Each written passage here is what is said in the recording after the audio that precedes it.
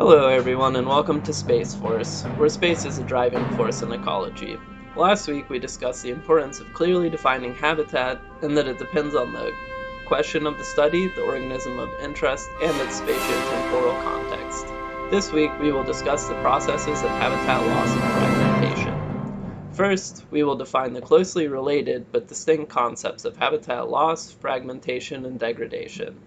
Habitat loss occurs when a habitat area is converted into a new state, such that it is no longer inhabitable for a species. In other words, the total area of suitable habitat is reduced.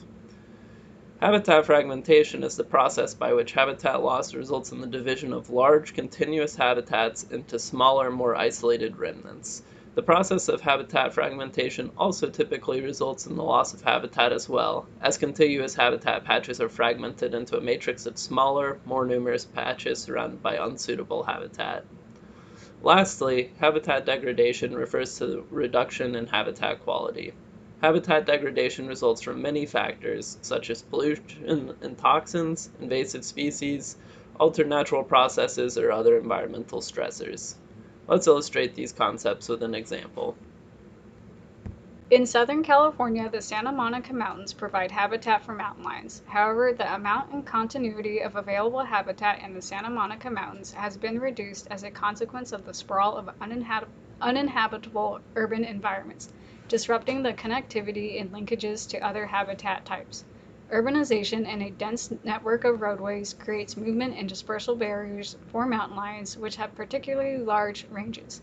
Often dispersal attempts result in increased mortality due to vehicle collisions, which then further reduces the genetic diversity of this population of mountain lions. There may also be habitat degradation due to urbanization and human development, such as light and noise pollution from urban sources, potentially impacting mountain lions' ability to hunt on the landscape. However, a management strategy to mitigate the effects of habitat loss, fragmentation, and degradation in Southern California includes constructing wildlife corridors spanning across freeways to restore habitat connectivity. When completed, the Wallace-Annenberg Wildlife Crossing will be the largest of its kind in the world and connect key mountain lion habitat across a nearly impermeable barrier of highways.